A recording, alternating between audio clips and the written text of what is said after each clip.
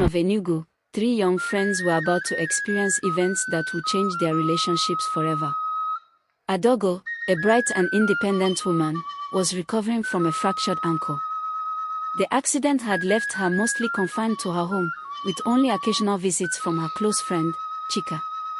Chika, a spirited woman known for her infectious laughter, often visited to cheer Adogo up.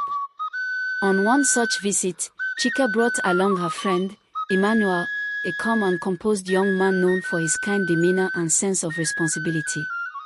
Adogo welcomed them warmly, grateful for the company. Emmanuel was polite and engaging, and the visit passed pleasantly. When they left, Adogo thought little of it, unaware that the meeting had left a lasting impression on Emmanuel. A few weeks later, Chika visited Adogo again, her face glowing with excitement. "Adogo, guess what? Emmanuel said he's interested in you," she announced with a grin. Adogo laughed, thinking it was a joke. "Interested in me? That's funny. I'm not looking for anything serious right now." But Chika persisted. "Adogo, you don't understand. Emmanuel is a great man, responsible, caring, and exactly the kind of person you need." Adogo raised an eyebrow. "If he's so perfect, why don't you date him?" Chika hesitated but quickly replied, "We are just friends, like siblings. He's never shown interest in me that way." Adogo still wasn't convinced. She insisted she wasn't ready for a relationship, but when Chika kept pressing, she finally said, "If he's serious, let him come and ask me himself." Not long after, a mutual friend added Adogo and Chike to a lively WhatsApp group. It was filled with chatter and a friendly competition to invite the most members. Chika, eager to participate, added Emmanuel to the group. This brought Emmanuel and Adogo back into contact. Amidst the chatter, Emmanuel sent Adogo a private message, and they began chatting. Their conversations were light-hearted and filled with humor, gradually building a connection. Adogo, always honest, shared their chats with Chika, who seemed thrilled.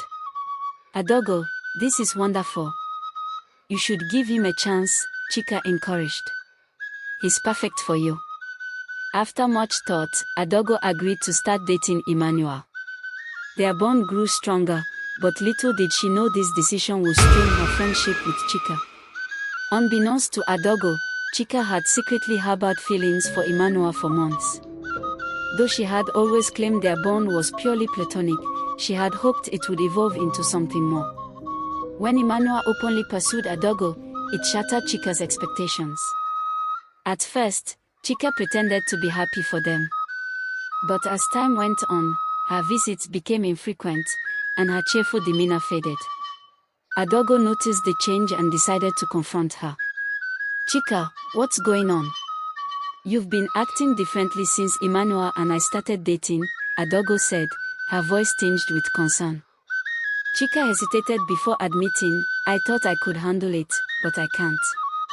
I've liked Emmanuel for a long time. I hoped that one day he'd see me differently. But he chose you instead." Adogo was stunned. "You were in love with Emmanuel. Why didn't you tell me?" "I didn't think it mattered," Chika said bitterly. "He'd already chosen you." Adogo frowned. "How can you say it didn't matter? You were the one who convinced me to give him a chance." Sensing the tension, Emmanuel decided to speak to Chika directly. "Chika, I'm sorry if I hurt you. I've always seen you as a sister. The care I've shown you was purely out of friendship. I never realized you felt differently." Chika's eyes filled with tears, but her expression hardened.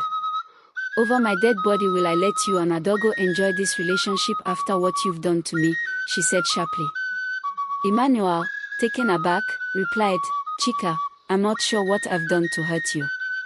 I can't recall saying or doing anything intentionally hurtful. Please, let's talk this through." Chika's response was chilling. "You have no idea what I'm capable of. This isn't over." Adogo and Emmanuel exchanged worried glances. The bonds of friendship had been stretched to their breaking point, and none of them knew what the future held. If you enjoyed this story, please like, share, and subscribe to our YouTube channel for part 2. Thank you for watching.